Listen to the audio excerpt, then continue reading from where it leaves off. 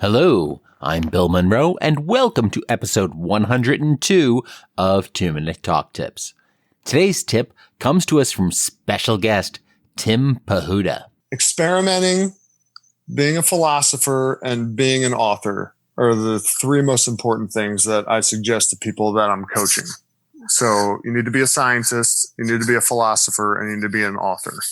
So there's a certain amount of experimentation that has to take place, which does involve experiencing that failure, trying to figure out what exactly is your style when you're out there speaking. Like, what makes you the most comfortable when you're in front of all those people, and trying things out. Use props, use PowerPoint. Don't use PowerPoint. Don't use props. Just stand there. By trying all of those things, you get to figure out what makes you the most comfortable when you're out there in front of people. Philosophy is simply about asking the question, why? I mean, why do you want to talk? Well, what's the point? Why are you up there? Do you have a reason? What's the biggest takeaway that you want this audience to have at the end of it? And if you ask yourself those questions and you have a clear goal ahead of time, then all that matters is that you hit one small goal. And regardless of how long the talk is, that should be relatively simple to do. And then thirdly is, like I said, is to be an author. Like, we're all already writing the story. We're writing the story of our lives every day when we get up and do things or don't do things. And by choosing outright to say, I am the author of my life, you put yourself in a position of control and responsibility. First of all, it's the most powerful position that you can be in as an individual. And second of all, it takes victimhood off the table. There's no victims to circumstance. It's essentially us creating our own circumstances through our thoughts. Stick around, and after the break, we'll hear more from Tim Pahuta.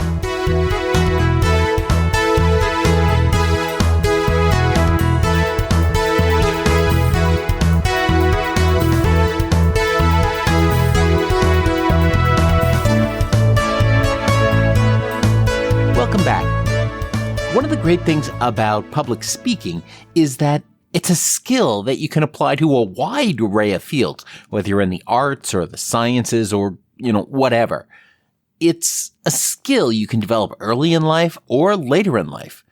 Plus, skills and experiences from different areas of life can inform your public speaking skill as well. That's one of the things that comes clear in this conversation with retired professional athlete Tim Pahuta.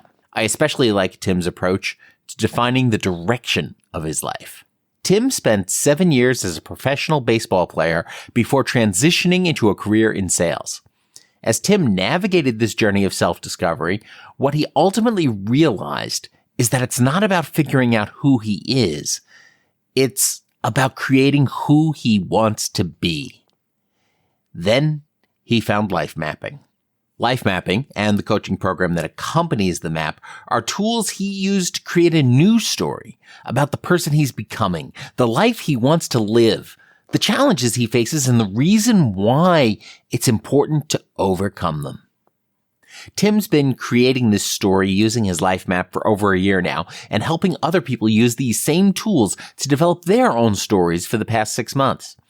He makes his living as a speaker, author, and coach, focusing much of his efforts on training other coaches to use life mapping within their own practices. Now, let's meet Tim Pahuta. So Tim, thanks so much for joining us here on 2-Minute Talk Tips this week. Thanks so much for having me. I appreciate being here. Now you've had quite an interesting and eclectic background, but what's really your first memory of speaking in front of a crowd? Yeah. So when I was in high school, I was in this, I went to a pretty big high school called Hunterdon Central, which is in Hunterdon County, New Jersey. And I remember being in a big school assembly where there was people on both sides of the gym, like both bleachers were packed, and, everybody was in there, and whoever was talking at the front of the assembly was essentially challenging somebody to get up and speak. And I don't even remember what prompted me to get up, but I was about as far away from the stage as I could be.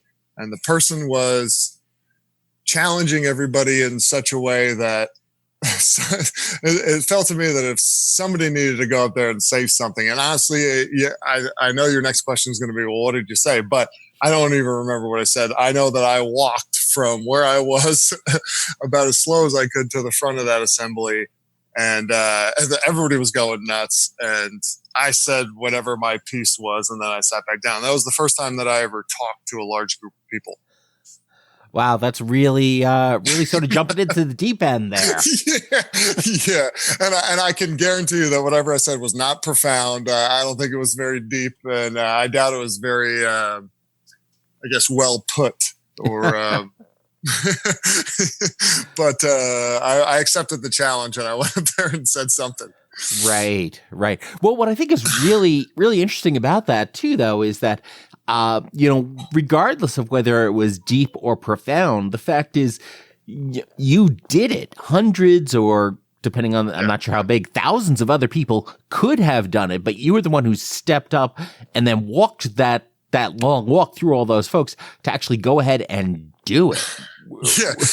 I think it was just as much the challenge as it was anything else. It was like the person that was speaking was challenging everybody, and I said, "Well, fine. I'll get up."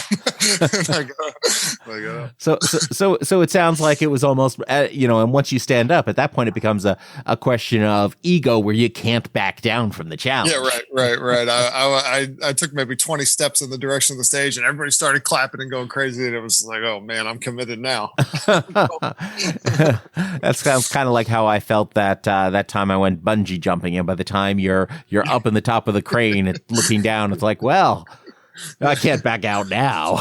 Right, yeah. I had a similar experience skydiving, and I was up in Massachusetts, and I was playing baseball at the time, and a whole bunch of teammates went. And by the time you're in the plane on the way up, it's like, well, I guess we're doing this. It's interesting. You look at a lot of things where you get a group of, especially a group of young guys together, and somebody says, "Let's go do this," and then everybody does it, and everybody is hoping somebody else decides to cancel the whole thing, but nobody does. Right. If one person backed down, everybody would back down, but everybody has too much ego to back down. Right. So were you nervous when you got up to give that talk?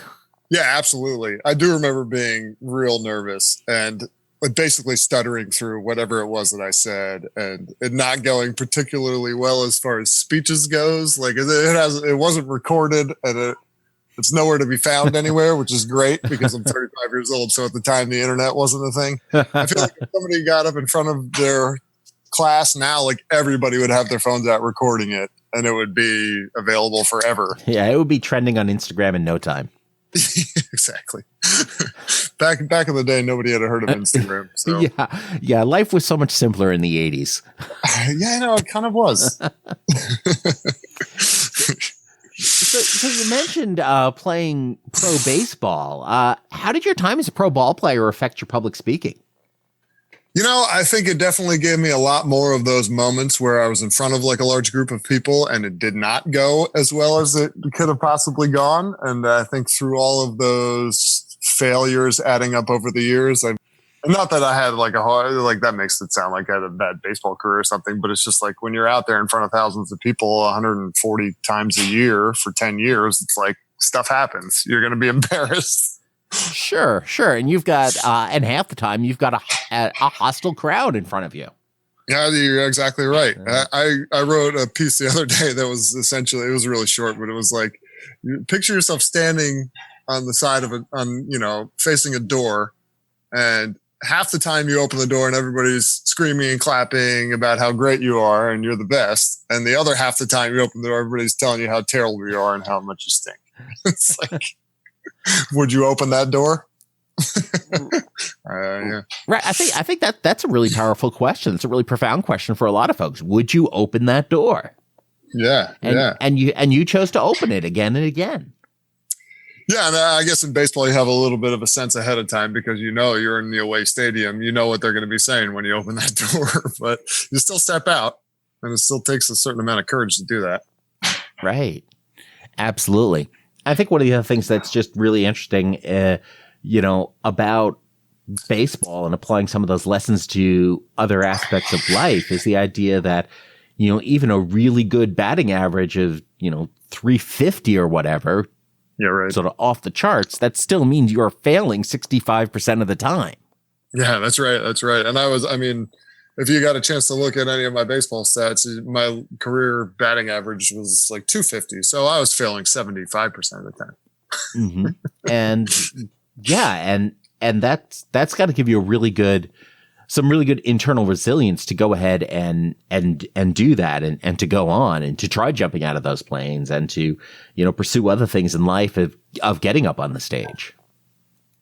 Yeah, right. And it's honestly, speaking as I don't fail 75% of the time. So that's right. Exactly. It's a step up.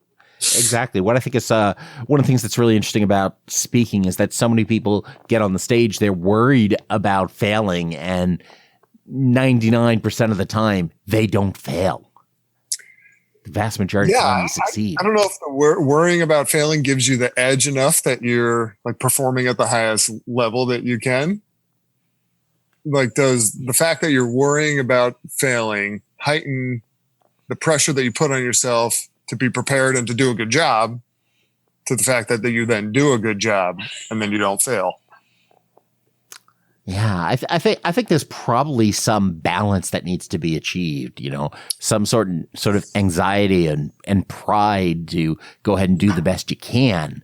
But yes, if it becomes paralyzing, then that becomes a problem.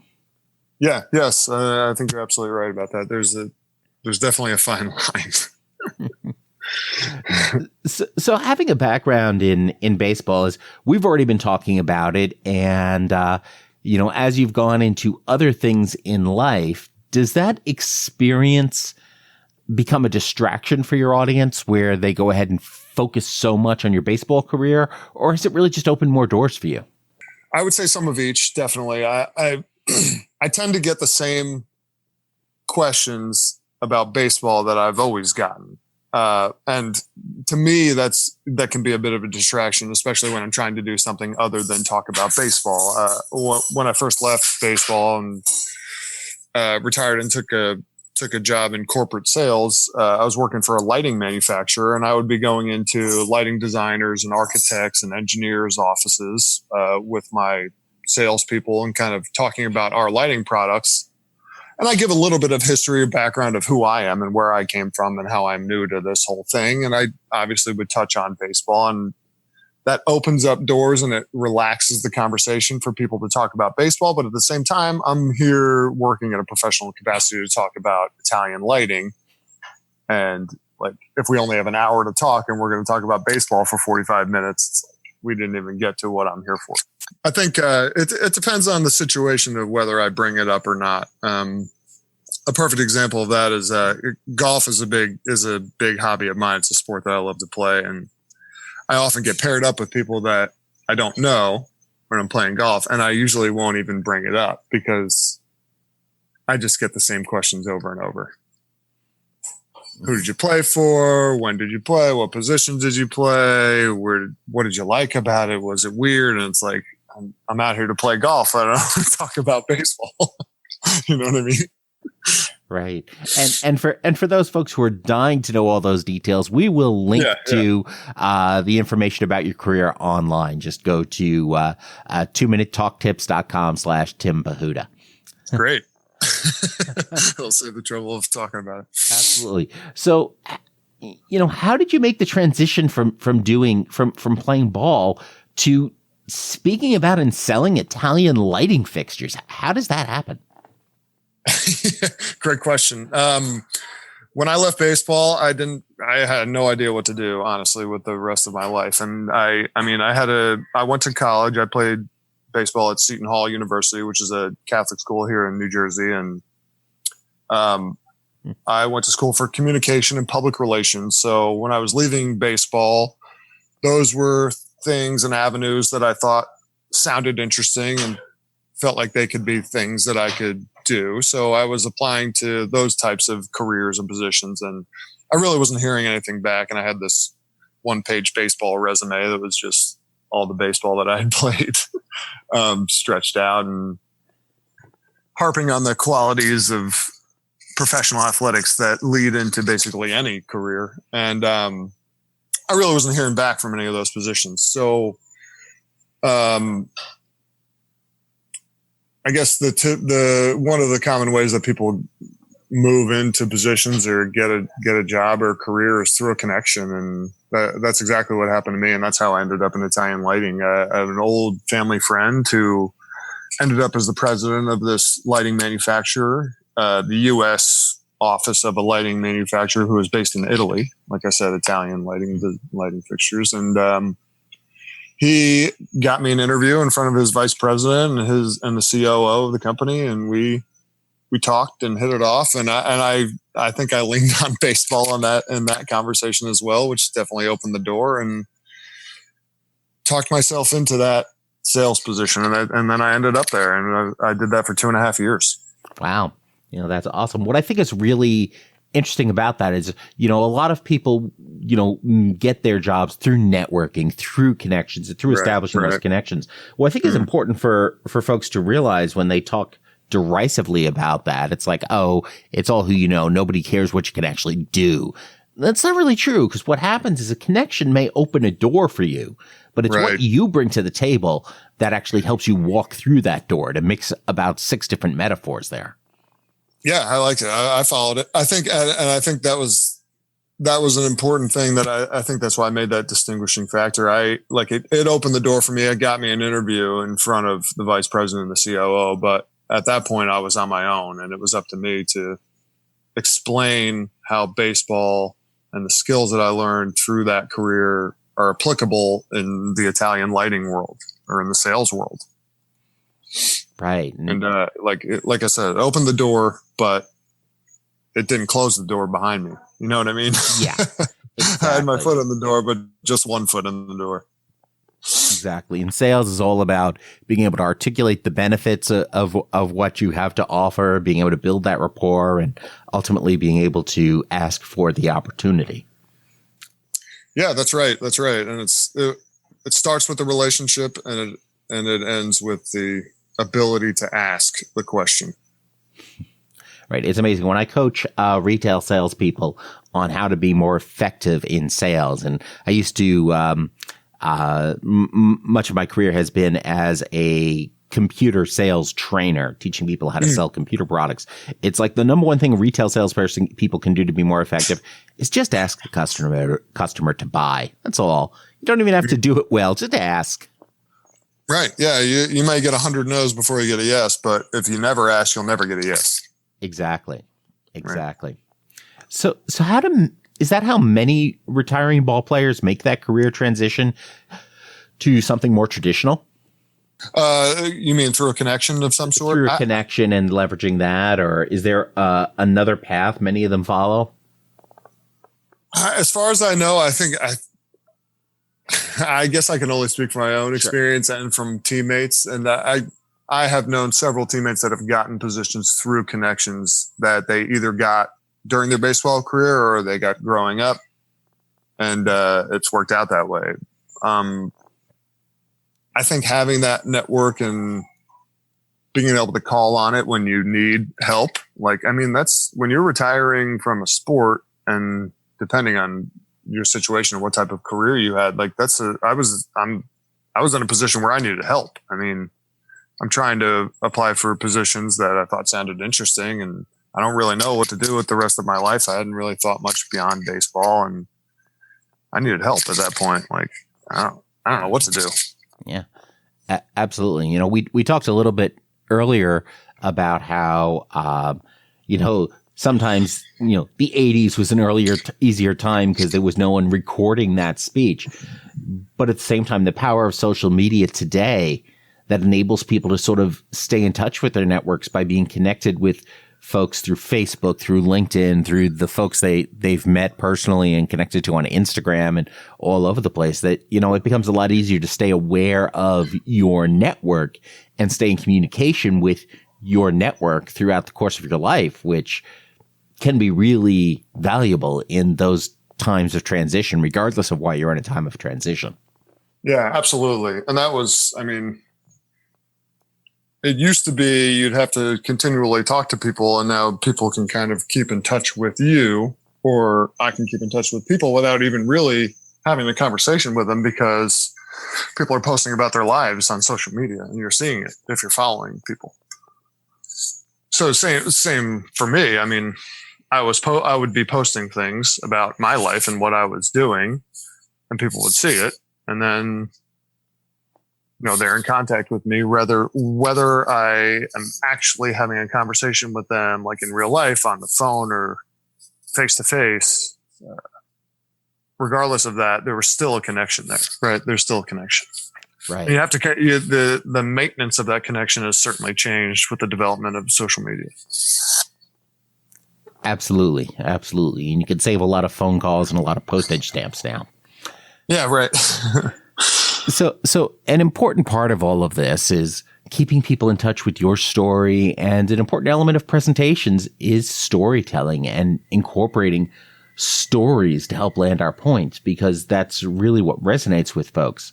And the latest chapter of your life involves a process you're calling life mapping. What is that, and how does building a life map connect to storytelling? So, yeah, that's a great question. And I want to just point out one thing, that it's a partner in mine's program is called Life Mapping. And he kind of started this whole thing in Australia. His name's Jim Brown. And I wrote this article about a little over a year ago, that he read, and he was interested in working with me to bring life mapping to the United States market. And that's where we ended up, where we are today. So, you're absolutely right. I'm glad you started with the storytelling, because when you're out talking to people, and I'm sure you know from sales, the old adage of people buy things from people they know, like, and trust. People don't tend to know, like, or trust people who they don't understand. And the best way to help people understand you is to tell them stories about your life. Life mapping is the process of telling ourselves a powerful story about our future. So it's rooted along the same lines of manifesting or The Secret, but it's rooted in storytelling, with the idea that we're already telling ourselves a powerful story that's caused us to be living the life that we're currently living. And if we're not happy in that current reality, we need to tell ourselves a different story. And because this life mapping tool is new to anybody who hasn't made a life map yet, they're able to tell themselves a new story using the tool, just because they've never done it before. And it's a brand new experience that they can apply their imagination to create that story.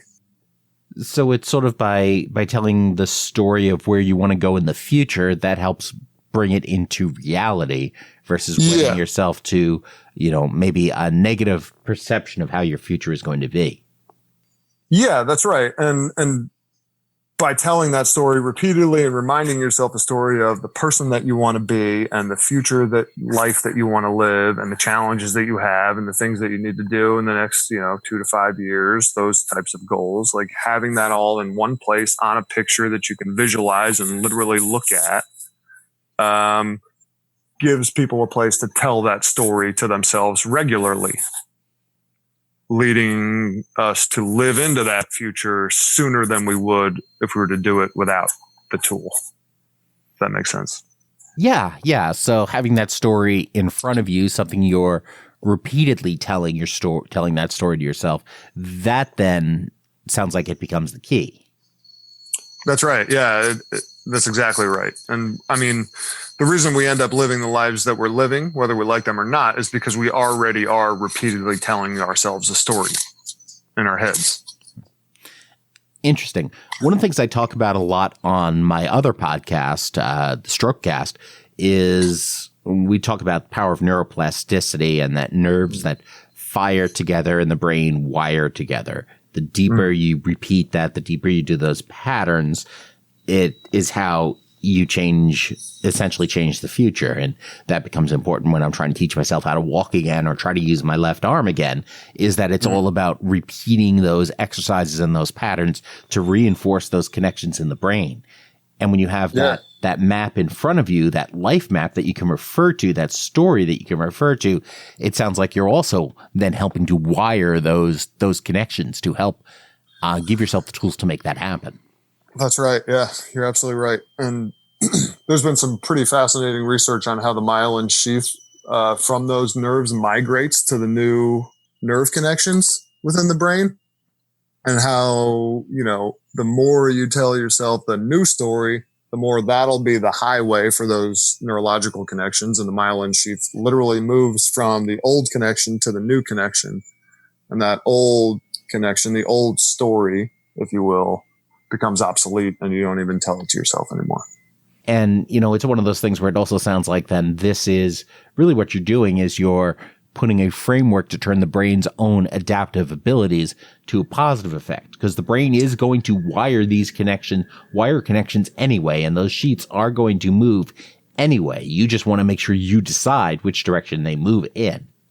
Right. Yeah. We're using that power of choice to choose the future life we want to live, and then tell ourselves that story and then live into that story. Secondarily, using the tool to share the story with people in our lives that we want to have a deeper connection with, and we want to enroll on our team to help us in that journey. So by telling other people and showing them with a picture the story of you on a map, you're enrolling that help. Absolutely. And in that process, obviously, those people are learning more about you. And when they give you feedback to the story, you're learning more about you as well. So it's a connection tool as well. Right. And once you've also said it out loud to them and put it out in front of them, then that becomes a public type of thing, just like when you're up in that plane about to skydive or walking down that hall or about to go bungee jumping. Once you've put it out there in public, it becomes a lot harder to walk it back. That's right. Yeah. You're all of a sudden surrounded by accountability partners because you've told the story, and now they're just going to say, how's that story going? You know what I mean? Right. So how does this process help with, driving creative endeavors?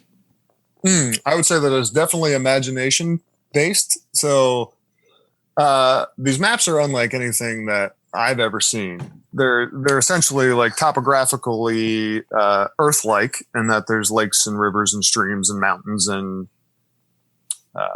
islands and peninsulas and everything that you would find on Earth you might see on a life map.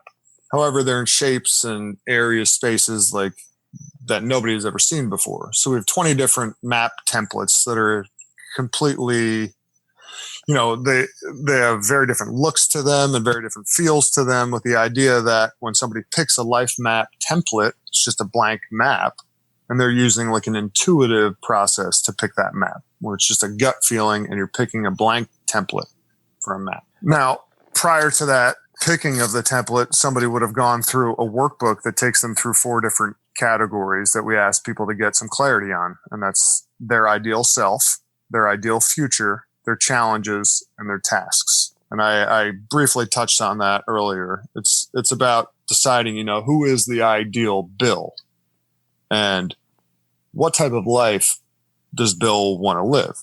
And it's completely up to you. And what stands in the way of you being that person now? Why aren't you already that person? And what do you need to do in the near to medium future to head in the direction of being that person? And by putting all of that on one picture, right? So we take me and Jim, who's my partner I mentioned, we take the results from the workbook and the map template choice, and we put them together. We'll put ideal self, ideal future, challenges and tasks, and the clarity from that workbook on the picture that's chosen. And then me or one of the other life mapping coaches that we have will coach using that physical tool, the map that's created.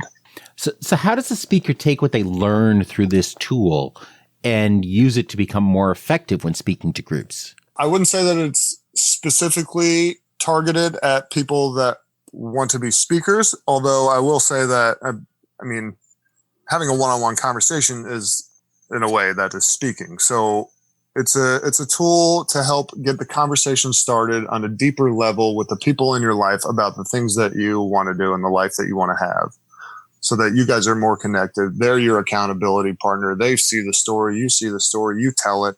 And like you said, as you voice those things out loud, it becomes pretty evident where there needs to be more clarity. And generally the people that you're talking to will ask you clarifying questions that'll make you think, right? When I show my map or tell my story to somebody using my map, which is essentially what I do when I speak. I have a slideshow of pictures from my map, and I go through it telling a story. And at the end, it's a zoomed out picture of my life map. It's a tool to have the conversation and enable that like free, open communication with the people in your lives. And that's a really big benefit of having the tool itself. So it helps provide that template for where you're going, for that communication with folks within your life that then empowers you to do the things that you want, whether that's going to be speaking, whether that's going to be sales success, whether that's going to be however you choose to define success in your life. Yeah, that's right. I mean, not everybody wants to be a public speaker, and that's fine. And more stage time for the rest of us. Yeah, right. That's right. But every conversation is essentially public speaking. It may be one-on-one public speaking, but if you're talking to one person, it's a conversation that you're having with that one person. Well, that is a fascinating process, and it looks like there's a lot more stuff in there in the details, and we'll definitely have links to that over at 2minutetalktips.com/Tim Pahuta. Sort of circling back now to the beginning, we're talking about how all of this stuff applies to public speaking. What are some of the skills from your baseball days that are most helpful to folks taking the stage today? I think you touched on a very important one, which is resiliency to failure already, and adaptability under pressure, I would say, is another big one too. I mean, baseball is essentially trying to do the hardest thing in all of sports, according to some, in front of thousands of people every day. And speaking is, I think it's one of the top fears, like public speaking in front of a crowd is one of the top fears that the general public has. So when you're putting yourself in that pressure-filled situation and you have a background of resiliency to fear or resiliency to failure, I think that's what's really the biggest takeaway from baseball that I apply when I'm speaking, is that it's not always going to go perfect. There's stuff that's always going to come up. Like we already even talked about that with the digital connection in this one-on-one conversations. Like stuff always happens. Something Right. always happens. Right. And you can't predict everything. You can't be ready for everything. But if you're balanced and you're agile and you're adaptable and you've experienced failure before and you've gotten up and you've dusted yourself off, it's not that big of a deal. And you can do it again and again and again and again. You may have already noticed with my style, like one of the things that I've developed or find myself the most comfortable in is I like to pull the net, and I like to just go up there and see what happens. So a lot of times I wing it, and I'll listen to Brene Brown talk. I listen to a lot of people talk, but I really like the way Brene Brown's style is. And I heard her recently speaking, and she said outright, she doesn't really plan what she's going to say. She goes, looks at the audience, says hello, says a little bit about herself, takes the feel of the room, and then takes the conversation to where it's going to go. And that's one of the other people that I listen to a lot is Jordan Peterson. He looks at every speech or every talk that he gives as just like that, as a conversation. He's interacting with the audience, whether it's the Q&A part or the part where he's just talking. He's focused on the audience and their reactions and the head nods, and if they're paying attention or they're looking at their phones. And there's a conversation going on between the speaker and the audience. And for the most part, the audience's piece is nonverbal, but it is a back and forth. It's not simply, here's my 20-minute talk, and I'm going to give this 20-minute talk no matter who I'm talking to. I got to pull the net out. I got to stand in front of the people. I got to see what they're interested in talking about. And then it's saying the things that I've learned through my life experiences. And to be able to do that, you have to know the things that you've learned, and you have to have done the work in advance to have all of that background of material that you can then pull out and assemble on the spot. Yes, I think that's one of the things that makes Brene Brown so comfortable. She's a clinical researcher. She does so much work in the background that she knows so much that she can take the conversation in thousands of different directions, and she can get a feel for the room really quickly because she does that so often also. So preparation obviously is important too. For the most part, when I go talk, I'm speaking about life mapping, which is something that I've been involved in for over a year now. So I'm heavily focused in it, and I'm well aware of the process that's involved and why it's important and how it's effective, because I've seen it now in a lot of results from other people building their life maps and starting to tell their story and living into that person that they want to be soon. That it's just fun to go talk to groups, to meet a whole bunch of people at the same time and tell them about this program or this tool called the life map that nobody's ever heard of because it's brand new to the United States. So Tim, if folks want to know more about you and what you're up to, where should they go? You can visit lifemapping.me and you read a little bit about me and a little bit about Jim and some history on life mapping. And you can also obviously create your own life map there as well. And that's where the process starts. I have a blog that I believe you can find from timpahuta.me, which kicks over to my WordPress blog. You can find me on Facebook or Instagram. Facebook is just Tim Pahuta. Instagram is Pahooter44. And I do a little bit of everything. I love to write. Sure. I love to write. I love to talk, and I love to coach too. So, I coach people through life maps. Part of making a life map is having a half-hour conversation with a life mapping coach. I have the majority of those conversations. So people that make life maps that I've sent to the website or that hear me speak somewhere about life mapping and then go create a life map, I generally have that 30-minute conversation with somebody once their life map is delivered to them. And I love talking to people, and the more people reach out to me, the better. So I think my cell phone number is on our website too. So give me a call. Like we can have the same conversation. For me, it's just about making myself as available as possible. And like, if you can just type my name into the Google bar, I'm all over the place. And I think there's 83 Pahutas in the world. So I'm one of the few. That's pretty good. All right, Tim, this has been fantastic. Thank you so much for joining us this week. I've learned a lot. All right, Bill. I really appreciate you facilitating the talk and everything you do at 2 Minute Talk Tips. And I look forward to hearing more and continued conversation. I enjoyed talking with Tim, and, well, I guess I hope you enjoyed listening. I also want to tell you about a show I was recently a guest on.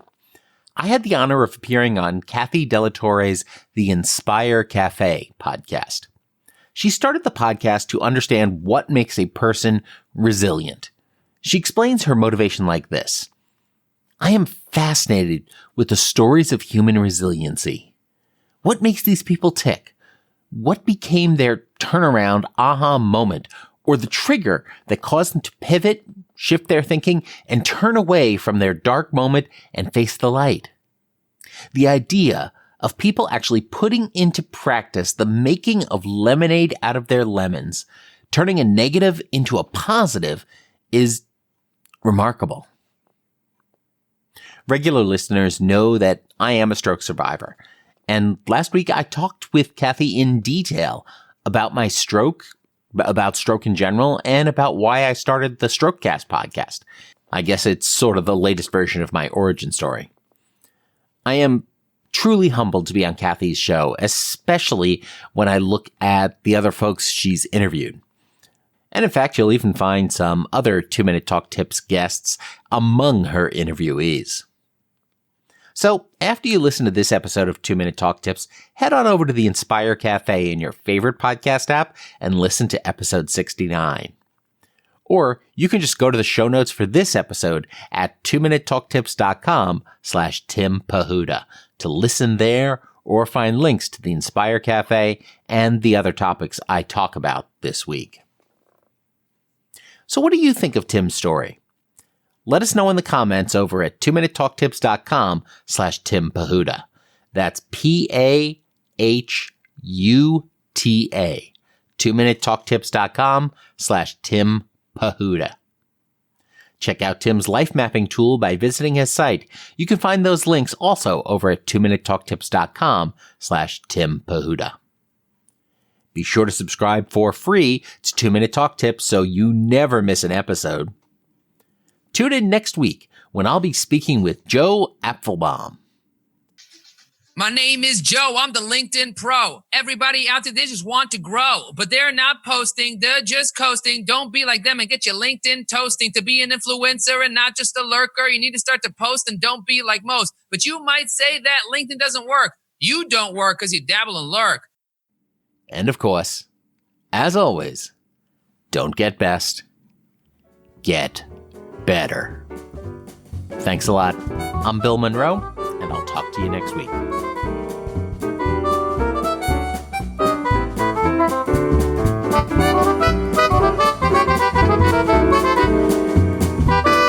Two-Minute Talk Tips is a proud production of the Currently Speaking Podcast Network.